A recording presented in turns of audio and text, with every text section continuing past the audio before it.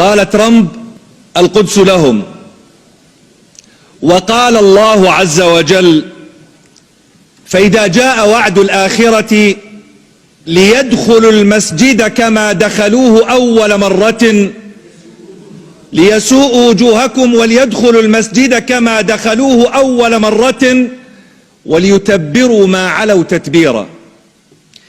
قال ترامب: لقد عمل فريقي ليلا ونهارا لإنجاز هذه المهمة.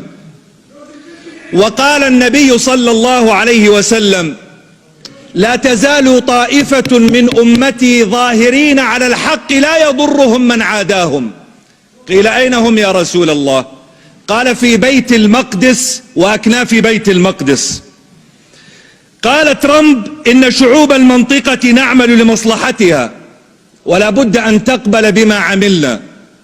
وقال النبي عليه الصلاة والسلام: لو لم يبق من الدنيا إلا يوم لطول الله ذلك اليوم حتى يقاتل آخر هذه الأمة الدجال.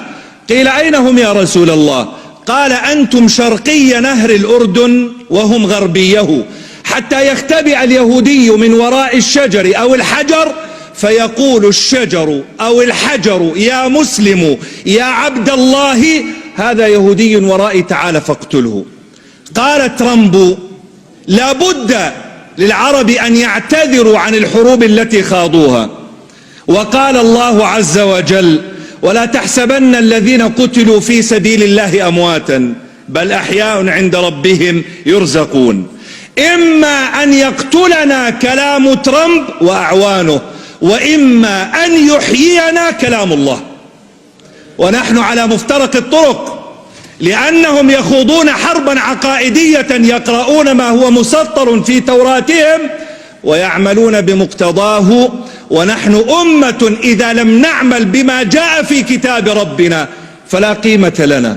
نحن اليوم في حالة ضعف، والضعف لا يعيبنا والاحتلال لا يعيبنا، فإن الله عز وجل يقول: وتلك الأيام نداولها. وقال الله عز وجل: ما كان الله ليذر المؤمنين على ما أنتم عليه من غلبة وقوة وارتفاع شأن حتى يميز الله الخبيث من الطيب. فإن كان هنالك من كلمة نقولها فأنا أقول لك: شكرا ترامب، لقد كشفت الحقائق ووضعت كل واحد أمام شخصيته وقلبه وفؤاده. إن القدس ليست حربا ولكنها مشروع أمة. القدس ليست حربا ولكنها مشروع أمة نحتاج فيه إلى أمران. الأمر الأول: ألا نقنط، ألا نهزم. لئن غلبنا على الأرض فما ينبغي أن نغلب على عقيدتنا. فقد مر في تاريخنا أن التتر دخلوا إلى بغداد فأسروا خليفة المسلمين ووضعوه في شوال من شيد وألقوه في النهر ليموت حريقا غريقا أعمى. وكان خطباء الجمعة يقولون: لتفتحن القسطنطينية ونعم الجيش جيشها ونعم الأمير أميرها. وكان صوت الهمس وقتها يقول: انظروا ماذا يقولون، وصدق الله وكذب التتر. ونحن اليوم نقول: صدق الله وكذب ترامب وأعوانه. والأمر الثاني: أننا نحتاج إلى إعداد مشروع لا إعداد حرب.